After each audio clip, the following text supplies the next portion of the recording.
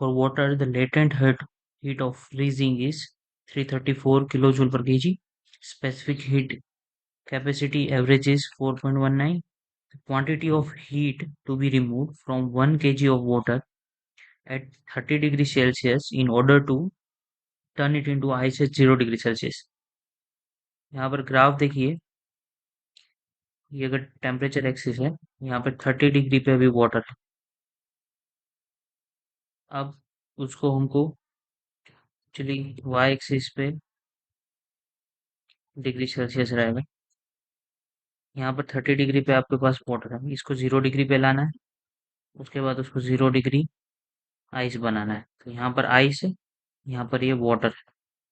तो ये latent heat remove होगा, उसके बाद ये जो है स्पेसिफिक स्पेसिफिक वाला रिमूव होगा, जिसको हम सेंसिबल बोलते हैं। अब यहाँ पर देखिए, ये m इंटू एल होगा और यहाँ पर ये M C P delta T. तो टोटल हीट जितना रिमूव करना है वो है m into L plus M C P delta T. Mass 1 kg है, latent heat 334 plus 1 kg mass 4.19, delta T हमको 30 - 0 मतलब 30 डिग्री का चेंज। यहाँ पर 334 आ जाएगा प्लस 4 3 जार अप्रोक्सीमेटली आएगा 120। तो ये आ जाएगा 0 + 4 4 5 4। तो अप्रोक्सीमेटली आपका आंसर आ जाएगा D 459 kilo joule.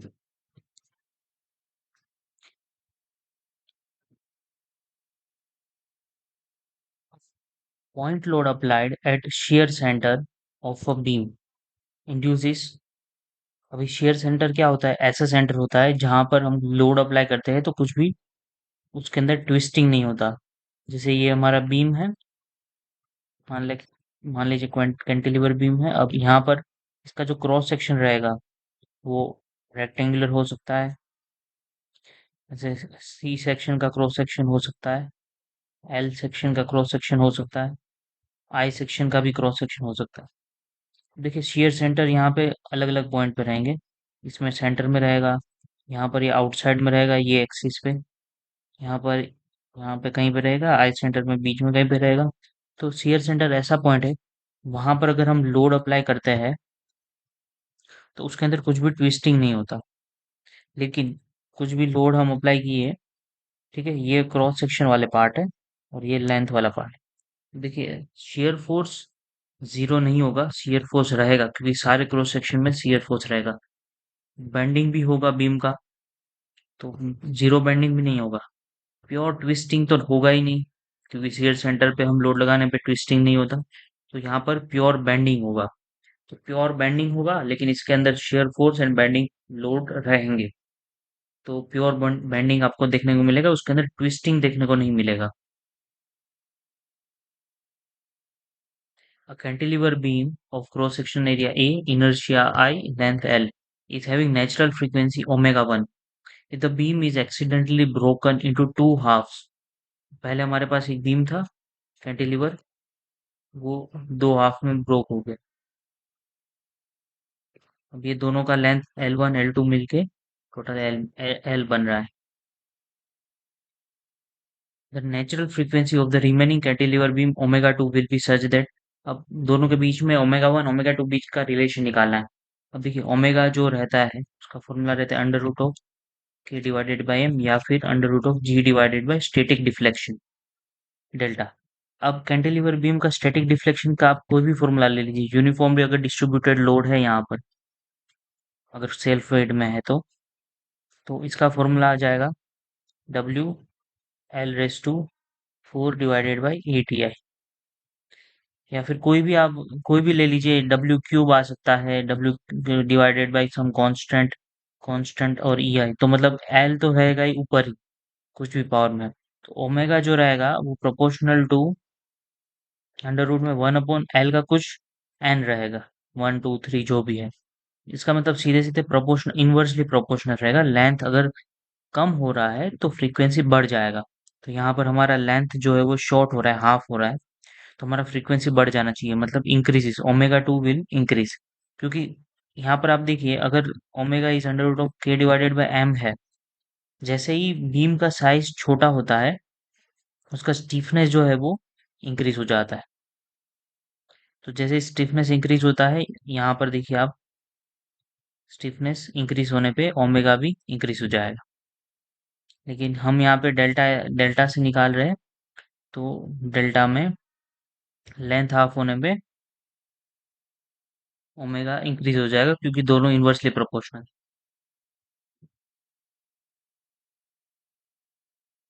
Vapour pressure in mercury of solid and liquid ammonia is given by, यहाँ पर दो फॉर्मूला दिया हुआ है, एक ये find out the triple point.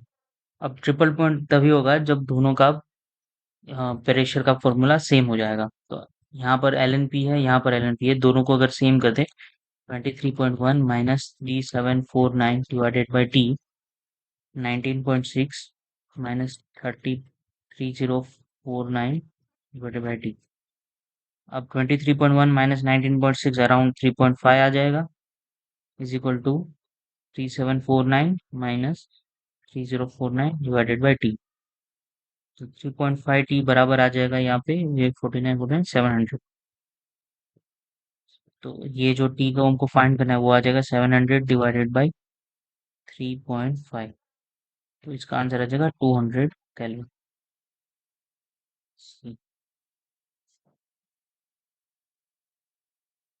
An aluminum ring of mean diameter of 5 meter is at ambient temperature, is dipped into liquid nitrogen bath. What will be the mean diameter of the ring in the Ln2 bath and the coefficient of linear expansion of aluminum alloy? Alpha दे दिया है 20 into 10⁻⁻6 पर kelvin. Ambient temperature 24 है, T note है 24 degree Celsius. Liquid nitrogen का temperature है 77 kelvin. ये हो जाएगा हमारा 273 का 297 केल्विन। अब देखिए, alpha L delta T is equal to delta L होता है चेंज इन लेंथ। यहाँ पे लेंथ जो है वो कितना है, length equal to pi D के बराबर है। तो alpha pi D T ambient minus T nitrogen is equal to delta L जो है वो कितना होगा, पाई जो इनिशियल लेंथ था माइनस फाइनल लेंथ। अब यहाँ पे अल्फा का वैल्यू है 20 इंटू 10⁻⁻6, ये तीनों पाई कट जाएगा। उसके बाद डायमीटर जो है वो था इनिशियल लेंथ का 5 metre, 297 minus 77 is equal to length initial था 5। सॉरी, यहाँ पर ये डायमीटर का फॉर्मूला बन जाएगा, डायमीटर इनिशियल था 5 माइनस हमको फाइनल फाइंड करना है। अब ये देखिए, ये तीनों अगर 5 टू जा 100, 5 इंटू 20 100 हो जाएगा, तो 10⁻⁻4 हो जाएगा। ये हो जाएगा 227 is equal to 5 minus D F. D F आ जाएगा 5 माइनस 0.0227, तो ये आ जाएगा अप्रोक्सीमेट 4.977 मीटर। तो यहाँ से आपका आंसर आ जाएगा ए। आगे कुछ और क्वेश्चन देखेंगे दूसरे वीडियो में। Thank you for watching this video.